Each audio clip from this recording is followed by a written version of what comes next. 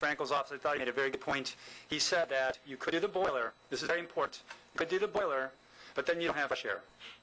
He said the AC wall units are not working well. So then you have to do the AC. You still have to have central air. And what I did not hear from anybody today was the elephant in the room, which is asbestos. It's real. Okay, that's a $240,000 number. Why didn't the representative from Bella even mention that? Secondly, why should I take his $400-some-thousand quote for air conditioning and electric when his sidewalk went from $205,000 down to $15,000? And his driveway went from $500,000 down to we do it in-house or $180,000. I do not believe even the $413,000. I don't think you should. I don't think you should take his word on any numbers in this study. Period. If someone came to my house and gave me a quote to do my roof, and he was off by 400%, I would not call him back. Period. If I went to get my car serviced at the garage... I get the point. Okay, fine. Let me just finish. Did you hear him say that part? It was not a quote. It was an estimate based on several different factors. I agree. What the problem is, that's what you base your decision on. Listen to me carefully. LaBella gives you the numbers and the estimates of what it'll cost to do each matter. Correct, Mr. Perticone? For pipe work? And then you make your decision based on those estimates. So you're making the best educated guess on the information you receive. Correct? So, he gives you the numbers for the boiler.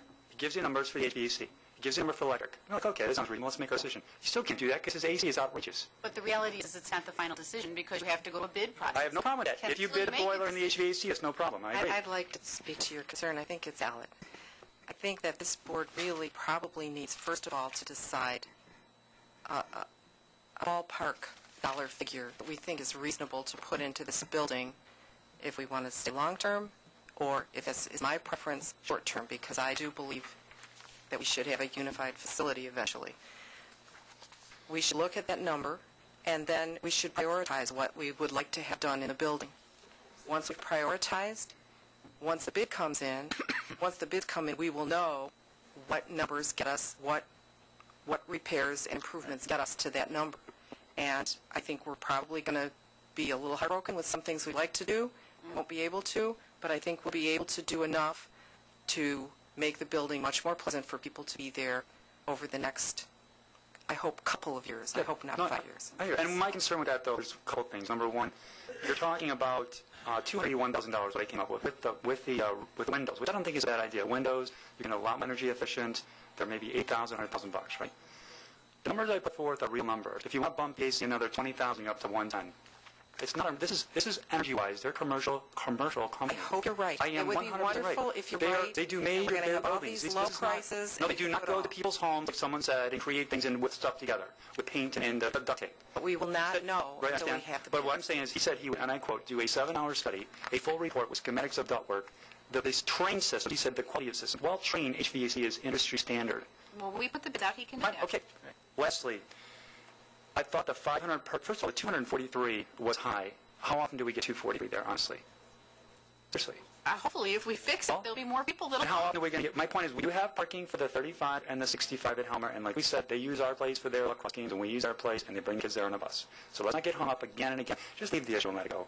And the last thing is, the codes we can bypass. No. And the Bella told us we have the ability to bypass those codes. And for example, last important point, Mike Spain's office, 1,800 square feet. Well, what if we take down a wall? We'll have to do ADA. How about this? Take every single wall out in that room. Every single wall. Then a wheelchair can go in circles. There is no ADA compliant because there's no walls. Then you put nice hardwoods down. They can do yoga, media room. Think outside the box. We are outside the box. It's not like we've never thought about these things. This is not the first time we've had on and on about discussions. ADA and the reason that you're saying it's here is so there's more room. I'm just saying ADA compliant. And the last thing, don't spend everything on structural improvements. Spend some money to make the place nice. My God, $20,000 for a 30 by 80 pergola?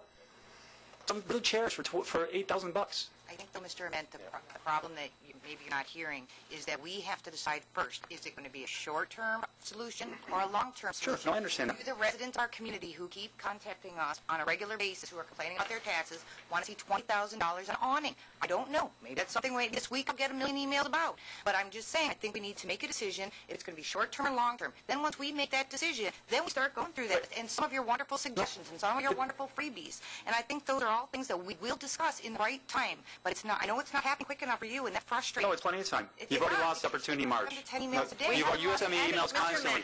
Let me say this. to spend, I didn't think the 2,000 was too much considering you're going to spend 100, 205 on a sidewalk or 45. We're not spending We're not. 200. That's all I'm saying. That's why I suggested. We're trying to gather information in an appropriate way. And that's all we've tried to do. And we haven't lost any because we have a long-time relationship with places like Home Depot. They've done many things for this town. Actually, most recently, they donated a grill to our DPW.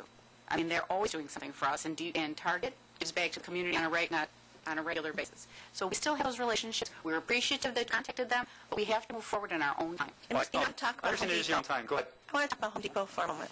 Mr. Spang and I have already talked with the manager of our Home Depot store in Ironcoit and the person who's in charge of doing community projects. We have already sat with them. We already have a plan with them of what's going to happen.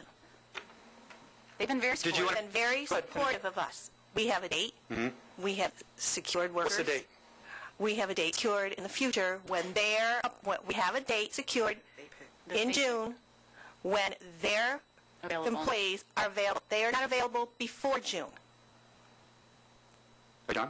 Yeah. Let me So correct you you. keep telling No, us no, no. much. Let me correct you. You were wrong. No, you are wrong. He's out of You are. No, let me speak. Every day. Let me finish. Please let me speak 1 second, please, because she's completely wrong on this. Home Depot sat down with Mike Spang, said the meeting was March 17th. The entire thing was going to be done before the end of March because contractors had no work to do. He had a stack of business cards from private contractors who were going to piggyback. He already called the Ironcoit High School tech team that was going to come down there as part of their community service. So you are completely wrong when you say that entire thing was not ready to go and would have been done in March. Now let me finish.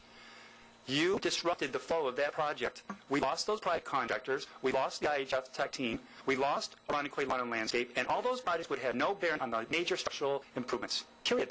So I don't want to hear June because that is not the truth. I was in the office with Mike Spang. Excuse and then me. when he told me it was politics and Now we're stuff. going to be done. That's fine. Now we're done. Excuse me, now we're going to be done. And here's part of the problem. You can clap all you like. I have a right to claim. Well, actually, during a meeting you don't, but that's okay. You're against the project. It's not that I'm against the project. Voted against the project right from the start. The town wants to retain Pine Grove. I understand that. No. You are. I understand that, but you're not...